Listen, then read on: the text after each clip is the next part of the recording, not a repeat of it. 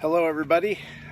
This is going to be my first video in a new series that I'm doing, a little devotional series, kind of a short little study looking towards the cross. I'd like to take the next 2 weeks just to give a little devotional, trying to do it every day. But the point of the devotional is to walk with Jesus to the cross, starting in Matthew chapter 20 and walking with Jesus all the way into Jerusalem, and then going with him through the week and each step of the way through the scriptures. And along with this video, I've placed a little extra video that you can look at. It talks very specifically. It gives some pictures about what the road looks like and how far it is. It's about 18 miles between Jericho and Jerusalem. Talks a little bit about the terrain, very dry, very rugged, and how it turns into Jerusalem, where it's a much nicer climate, going to a higher elevation, going really up 3,000 feet in elevation from Jericho to Jerusalem. And this is what Jesus walked in one day.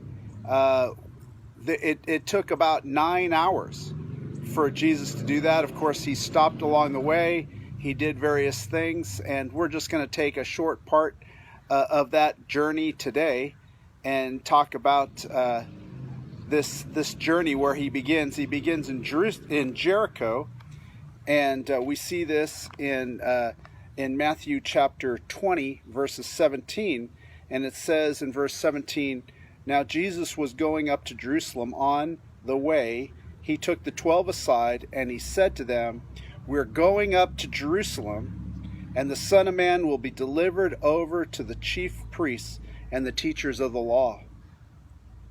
They will condemn him to death, and will hand him over to the Gentiles to be mocked and flogged and crucified. On the third day he will be raised to life.'" So preparing his disciples was what he was going to do. He continued to do this. This was about the third time that Jesus had warned his disciples about what was going to come. And of course, they did not really understand very well what was going on. And if we were there, we wouldn't understand it either. Things were going well, other than they had to keep their presence a little low, hiding from the Pharisees and the religious leaders who were trying to take his life. And of course, they knew that this was going to be a dangerous thing to do, going into the lion's den, but yet it was nearing Passover, so all the Jews would do this. So Jesus was taking some time to prepare his disciples for what was going on. And just in many cases, like when we are being prepared, when we go to school, or where we're getting some training, or even when our parents are trying to prepare us for a different segment of life for us, we generally don't have a clue of what's coming on towards us. And the disciples had that as well. And we see that pretty much in the next passage, verse 20, where Jesus is talking about basically sacrificing his life for the sins of the world. And right after that, we have a mother's request. It says in verse 20, "Then the mother of Zebedee's sons," and that would be James and John, came to Jesus with her sons, and kneeling down asked him a favor. And Jesus is like, "Okay, what favor?" He says, "What is it you want?" he asked. She said, "Grant that one of these two sons of mine may sit at your right and the other on your left in your kingdom." And Jesus says, "You don't know what you're asking."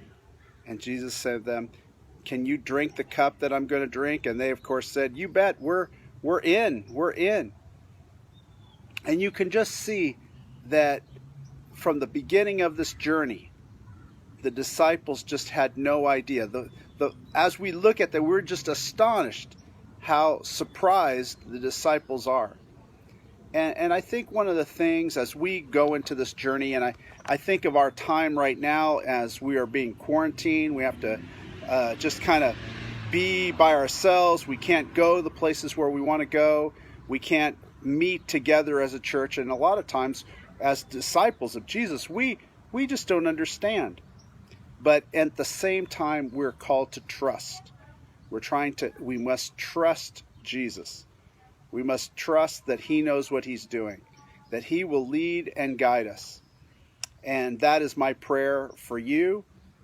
I just encourage you. I want to encourage you on this journey as we go, and I give you these little videos. I hope that they are an encouragement to you, that you take some time and study the scriptures and read along with this journey as Jesus travels from Jericho to Jerusalem and then moves back and forth between there and Bethany, and has many encounters, many things. We're going to look at the upper room.